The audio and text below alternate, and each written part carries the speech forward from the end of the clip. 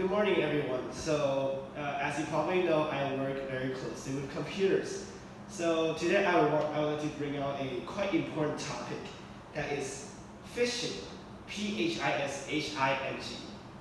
So first of all, what even is phishing? So picture this. You're just receiving a message from a friend. Then there's this video link that says it's apparently that you're probably part of the video. So out of curiosity that you clicked on it. And then the next thing you see is a login page that tells you to sign into Messenger. Now look at this picture. Does this look suspicious to you? What is your reaction when you see this? Why is it asking me to log into Messenger in Messenger? Now raise your hand if you think this is very suspicious. Yeah, very good. But unfortunately, there are a lot of people out there that would not see anything wrong with it. So foolishly, they entered their email and password. And the next thing they see is that they're brought to another fake advertisement that is not the video link whatsoever. So at this point, a lot of people would have noticed something has gone terribly wrong. And that you're sending your email and password not to Facebook, but some obscure hacker's database somewhere in the world. So, in short, this is what a phishing attack is. It's basically a bad actor trying to trick you into inputting your username and password into what looks like a real website. But instead, the hacker will get control of your account and then use your account to spread it to more people. It's not just video links either. Multiple other famous figures have been affected by this attack. So famous news channels, tech channels, and even singers' official channels have been hacked due to phishing attacks. And it got even worse during the COVID-19 pandemic, when people are tricked into inputting your username and password for stimulus vouchers that are given out by governments. But that's not how it works. So, it sounds terrible. Phishing attacks are kind of like viruses. So, how do we fight against them? So, when it comes down to fighting against viruses, we have two options. We have prevention and treatment.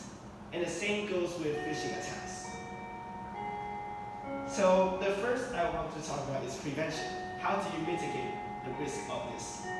First of all is be Sherlock. What is be Sherlock? Well, it basically means that you look for clues for anywhere on the website, anything you see on the website. So when you see this website that tells you to log into Facebook, first check if it is really Facebook. And because sometimes it can be very hard to identify. I listed some links here. So please tell me, which links are real Facebook links?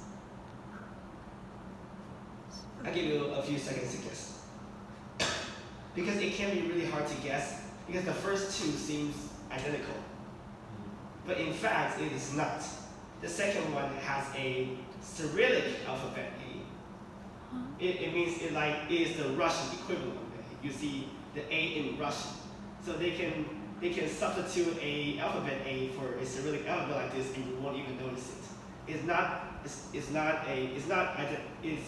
differentiable to the naked eye. And also with this fv.xyz, there is a weird top-level domain. Yeah, I've rarely seen any website that ends with .xyz. So that's also something to keep in mind. Also, on the website, you should also check for some weird localization problems. Like, who uses 视频? Because a lot of these attacks come from China, of course. So they use some of these localized words that are not needed to us, so we can notice them right away. Also, you should check if there are any misspellings, because they are very obvious, because a big company normally does not do misspellings.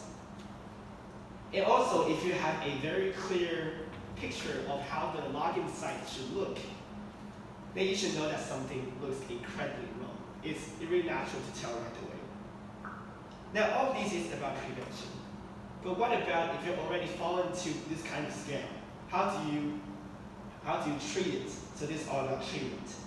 So for this part, the main idea is to be sonic. Be sonic means that you do everything as fast as possible.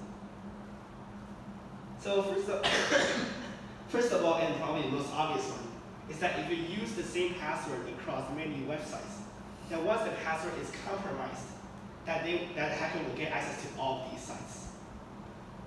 So the best solution is to change all of the website passwords to different ones.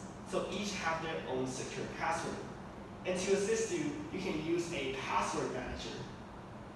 A password manager that creates unique passwords for all different kinds of websites and store them in a secure place for you, so you don't have to remember them.